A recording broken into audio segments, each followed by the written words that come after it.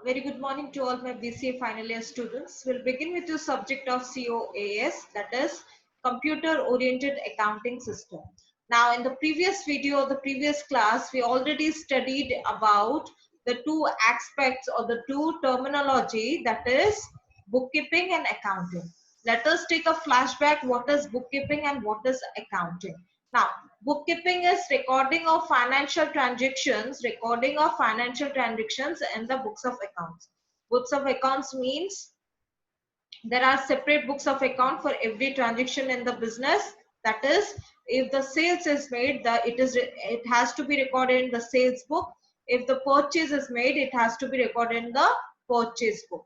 Now, what is accounting? Accounting is recording, classifying, summarizing, and interpretation of financial accounts or financial transactions. Now, where the part of bookkeeping ends, the part of accounting starts.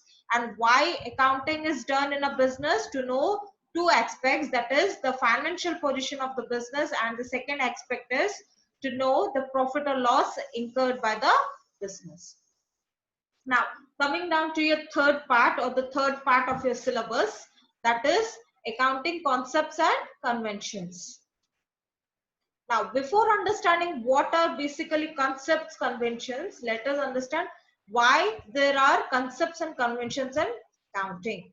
Every system in this world is started with some objectives. Similarly, accounting is started to achieve some objective like determination of profit and loss and financial position of the business.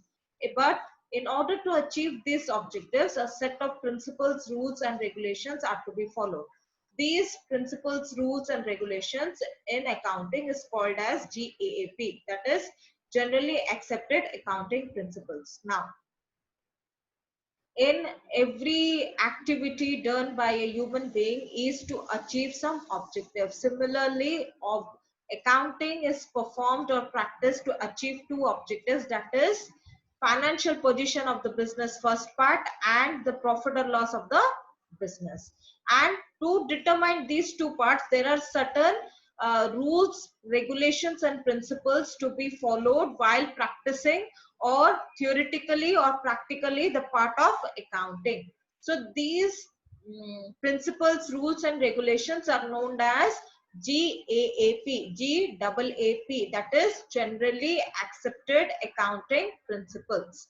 Now, these generally accepted accounting principles are divided into three categories. How are these three categories? That is concepts, conventions, and standards. Now, in your course of study or your syllabus, it is mentioned to make you study, or the part of concepts and conventions are mentioned in the syllabus. So we'll skip the part of standards. So in this part, we'll learn only two things, that is concept and conventions.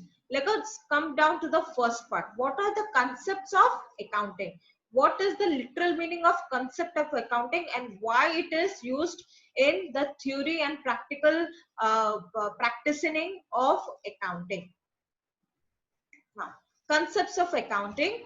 The dictionary meaning of the word concept is fundamental truth and assumptions. Accounting concepts are those ideas and fundamental assumptions which have been used by accounting professionals for theory and practice of accounting over a period of time. Now, it is a fundamental truth and assumptions means these are the truths and assumptions of certain accounts, or we can say certain facts and figures which have to be followed in the process of accounting. When a person is performing the accounting session or the professionals are practicing or practice the theory or practical of accounting, these concepts are to be followed when the practice are happening or the practice is made in the part of accounting. So these are the fundamental truths and the assumptions of accounting. Now, we can say the concept part is divided into two categories. The first part is concept to be observed at recording stage, and the second part is concepts to be observed as reporting stage. So recording stage, we have business entity concept, money measurement concept, The third part is objectivity evidence concept. Fourth part is historical record concept. Fifth part is cost concept. Sixth part is dual aspect concept. Seventh part is accrual concept. Now coming down to the part of concept to be observed at reporting stage, we have four. First one, going concern concept, according period concept, matching concept, and realization concept. Now let us study all the concept one by one. We'll come down to the first part, that is concept to be observed at recording stage. Now concept to be observed at recording stage, we will study the each concept of accounting individually. The first is business entity concept. Now what does this concept say us? This concept say us there are two individual things in a business, that is the business owner and the business, and there should be a distinguish or a difference between the transactions of the business and the owner of the business. So this concept says that only those transactions which are related to business only should be recorded in the books of account. The owner related transaction should not be recorded in the books of account. Why this owner related should not be recorded? Because if we record the owner related transaction in the books of account, we cannot know, it is impossible to know exactly the financial position of the business first, and secondly the profit and loss of the business. Now the transactions which are related to the owner or the proprietor of the business are to be kept in a separate book of account, and the transactions related to the business are to be kept in a separate book of account. So business entity concept says us that there should be only recordings of transactions which are related to business, not to the owner of the business.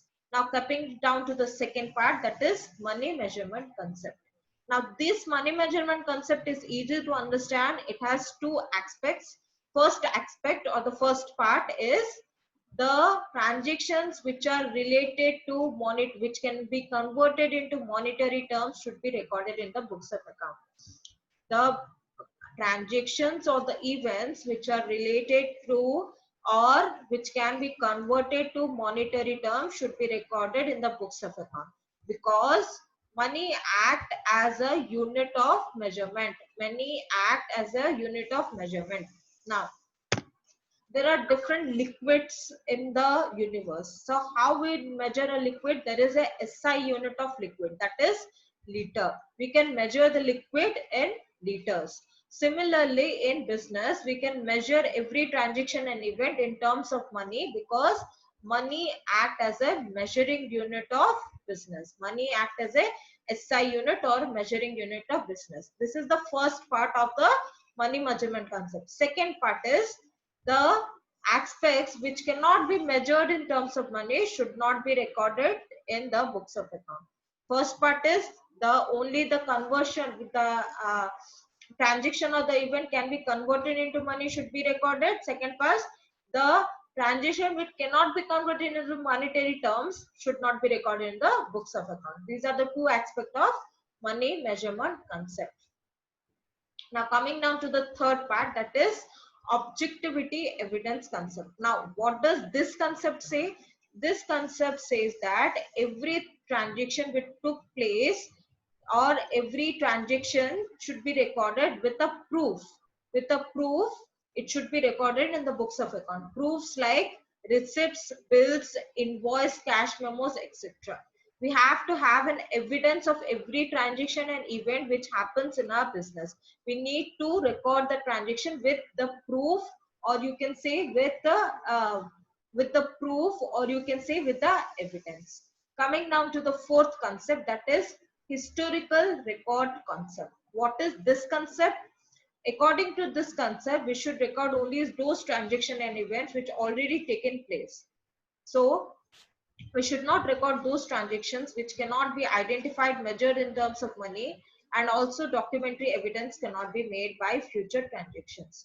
So transactions which are already took place and we have a evidence of the transaction should be recorded in the books of account. Future references, example, like some customers promised to buy the 50 pieces of my goods. It should not be recorded in the books of account. Once the purchase is made by the customer, then I'll have evidence to it, and I can measure it in terms of money, so I can record it in the books of account. So the historical record concept is that every transaction should have a proof or evidence, and it should be converted into money. So the transaction which already took place in my business should be recorded in the books of account. Now coming down to the fifth part, that is cost concept. What does this say? This concept is related to the asset part of the business. Now what are assets? These are any physically owned physically owned property or things which have certain monetary value to itself. Physically owned property or things which have certain monetary value to itself. We learned in the part of the first or second video the part of assets. Now assets are of three types and all we studied already in the video, but the proper definition of asset is any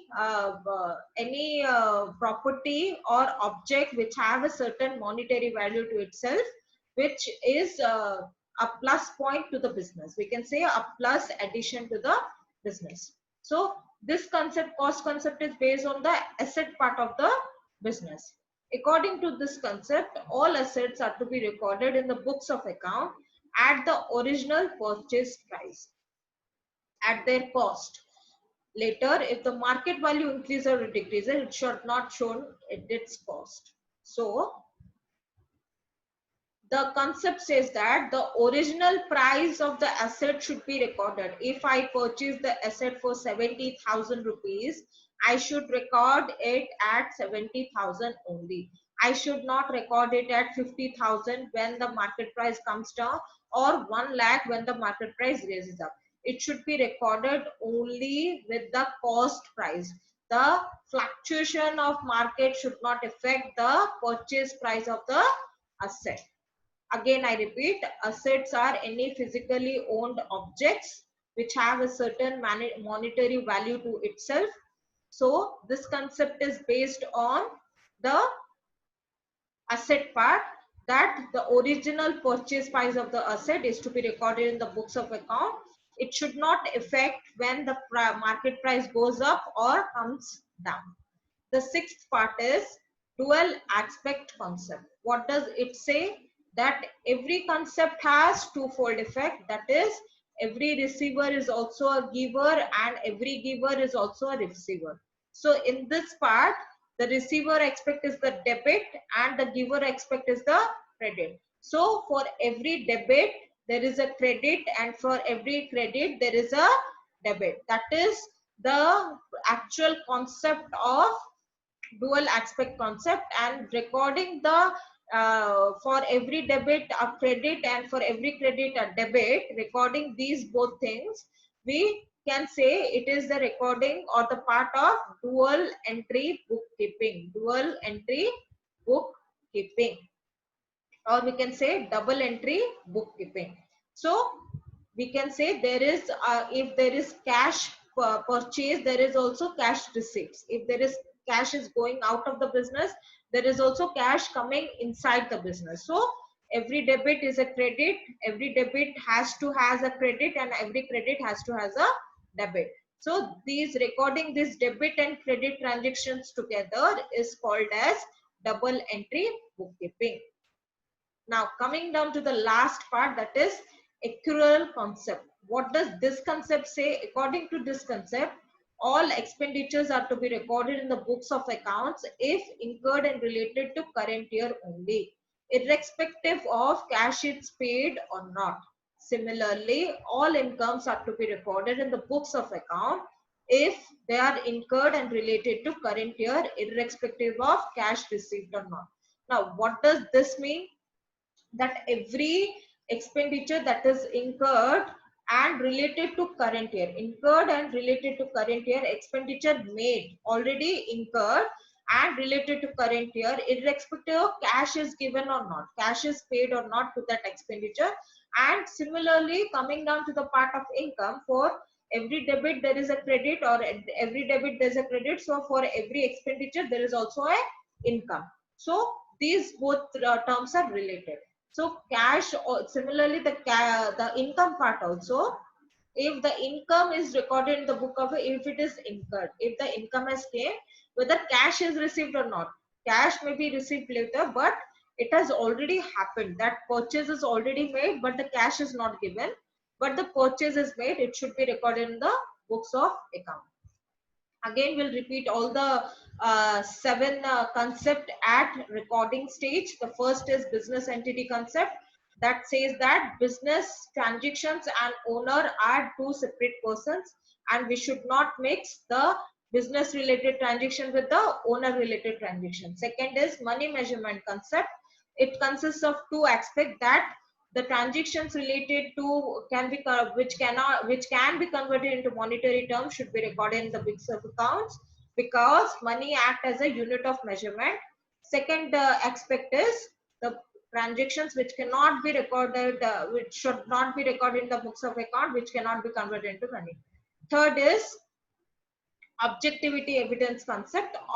Objectivity evidence concept is that for every transaction it has to have certain evidence to it. Every transaction recorded should have the evidence to it. Fourth one is, we can say as historical record concept. Historical record concept says that every transactions recorded in the books of account should have been taken place. There is no transaction for the future references, but already taken place in the current year. Now next is the cost concept. Cost concept is related to the asset, that the asset purchase, original purchase price should be recorded in the books of account, and the fluctuation in the market of the asset should not be affecting the purchase price of the asset. Next is dual aspect concept. Dual aspect concept says that for every debit there is a credit, and for every credit there is a debit. For every receiver is a giver, and every giver is a receiver. Recording this for every debit or credit is double entry accounting system. Coming down to the last part, that is accrual concept. This concept says that the expenditure should be recorded to the current year only, and which is incurred for the current period only, and which is incurred whether cash is paid or not. Similarly, the income part, it should be recorded in the income wise. Similarly, the cash is received or not, but occurred or incurred in the current period and already took place are the two major points of this concept.